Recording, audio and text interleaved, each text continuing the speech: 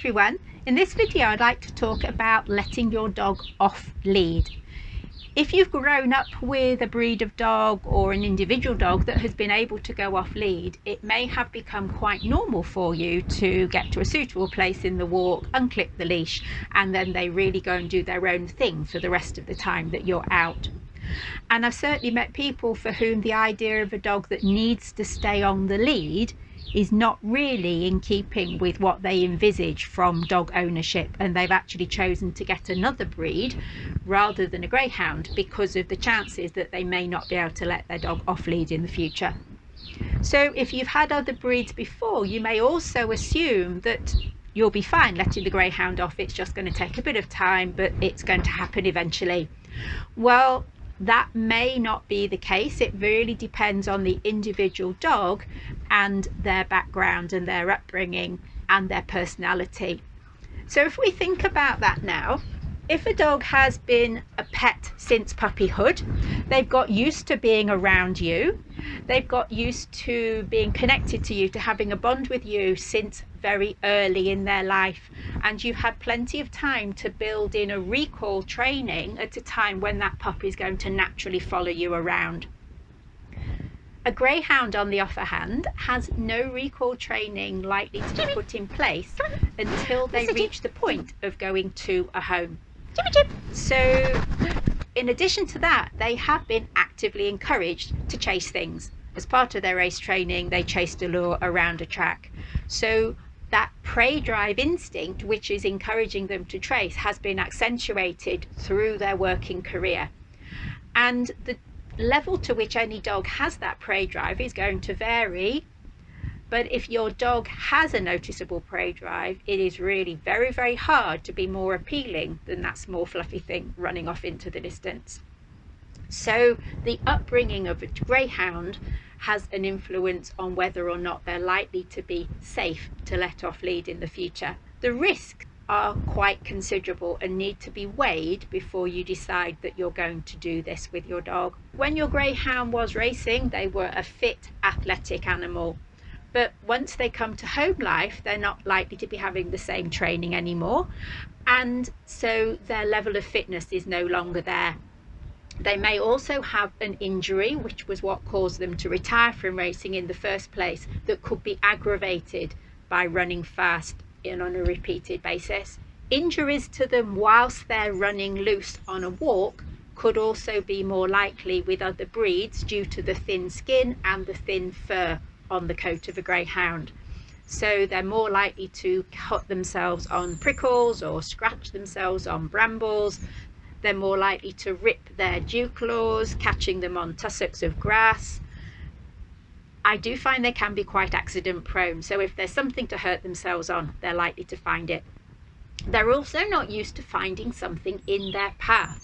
If you think about a racetrack, there is nothing in the way. They are used to being able to just run and go with a clear route ahead of them. So at those speeds, they're not necessarily going to see a thin wire fence in their path, and they could run straight into it. They're not necessarily going to see trees. A woodland can be quite a risky place to let your dog off if they like to actually run. My little Millie, I started letting her off in a local park, lots of space but some trees there as well. On the second time out, she ran towards a tree tracing a squirrel and broke a toe. So, you know, there was plenty of things she could have done in that area without hurting herself, but she managed to do it. They also have no concept of roads, of traffic, of stopping at the edge of the pavement like you see some other dogs do. That just does not cross their mind. And in the early days, there's not going to be a bond with them. You won't have that recall training in place. And you put this in combination with that lack of road sense, and you have a recipe for disaster. They also go a long way quickly. 0 to 40 in a few strides can mean they go an awful long distance before they stop. I've heard of people finding their dog literally miles away if they've got out unexpectedly. And certainly one of mine, I think it was my third one, when I took him to a country park that was quite enclosed and I let him off, he crossed 2 fields before he stopped running. And then he came back, which was I was grateful for. But he went that far before he actually ran out of steam and stopped.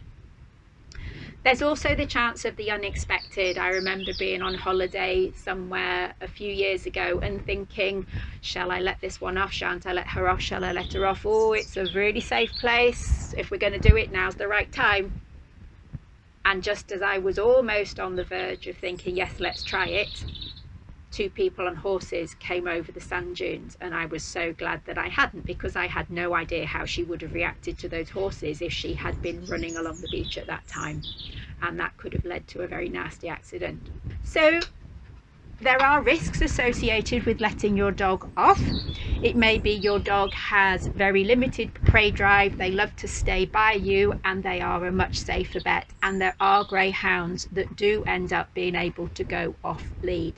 But I think we have to consider that it's going to be a privilege if you have a greyhound that can go off lead, rather than an assumption that this is going to definitely happen at some point and it's just a case of working up to it.